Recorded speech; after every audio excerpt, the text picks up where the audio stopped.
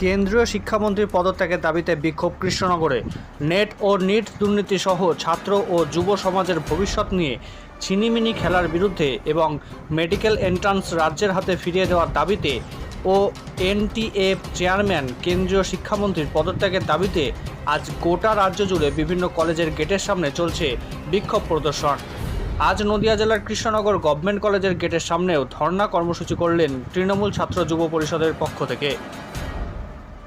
আর একবার জানাই, কেন্দ্রীয় শিক্ষামন্ত্রীর পদত্যাগের দাবিতে বিক্ষোভ কৃষ্ণনগরে। কৃষ্ণনগর গভর্নমেন্ট কলেজের গেটের সামনে বিক্ষোভ তৃণমূল ছাত্র পরিষদের।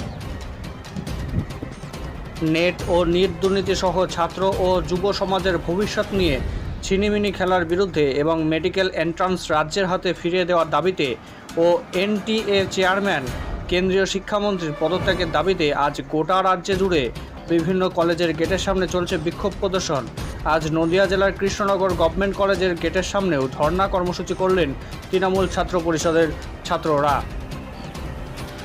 যুক্তি খাড়া করলো যে কি হয়েছে, যে এবছর নাকি আরো প্রায় 3 লক্ষ পরীক্ষার্থী বেশি পরীক্ষা দিয়েছে, সেটাও যখন ঠেকলো না, তারপর তারা লাস্টে বলল গ্রেস নাম্বার দেওয়া হয়েছে। এবং গ্রেস নাম্বার দেওয়া হয়েছে কি কারণে? কারোর সময়ের কিছু হেরফের হয়েছে বা যাই হোক যে কোনো কারণবশত, যার দরুন কি হয়েছে এক ইনস্টিটিউট কর্মসূচি। দেখুন, আমাদের গত শনিবার থেকেও রাজ্যের প্রত্যেকটা কলেজে, বিভিন্ন কলেজ গেটে নেট এবং নিট দুর্নীতির বিরুদ্ধে তৃণমূল ছাত্র পরিষদ, পশ্চিমবঙ্গ রাজ্য তৃণমূল ছাত্র পরিষদের সভাপতির নির্দেশে ধর্ণা আন্দোলন কর্মসূচিতে নেমেছে। আজকে কেন্দ্রীয়ভাবে নদিয়া উত্তর সাংগঠনিক জেলা তৃণমূল ছাত্র পরিষদের পক্ষ থেকে কৃষ্ণনগর গভর্নমেন্ট কলেজের সামনের এই জায়গাটি বেছে নেওয়া হয়েছে। এখানে বিভিন্ন ব্লকে তৃণমূল ছাত্র পরিষদের নেতৃত্বরা এখানে উপস্থিত রয়েছে। কালীগঞ্জ, তেহট্ট 1, তেহট্ট 2, কৃষ্ণনগর টাউন, কৃষ্ণনগর 1 ব্লক, বিভিন্ন ব্লকে সমস্ত ছাত্রছাত্রীরা মিলে এখানে ধর্ণা কর্মসূচিতে আমরা বসেছিলাম। দাবি একটাই, যে কেন্দ্রীয় শিক্ষামন্ত্রী পদত্যাগ এবং এনটিএ চেয়ারম্যানের পদত্যাগ।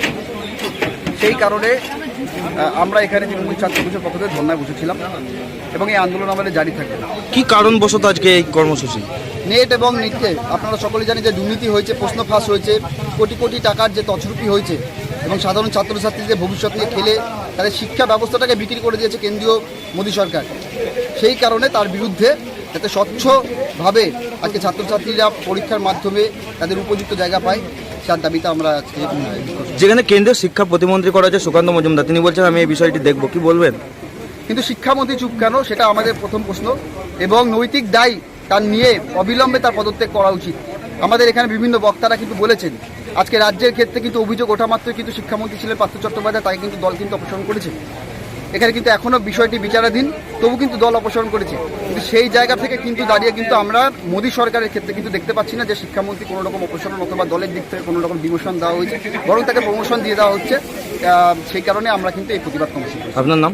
সম্রাট পাল, সভাপতি, নদিয়া উত্তর সাংগঠনিক জেলা তৃণমূল ছাত্র।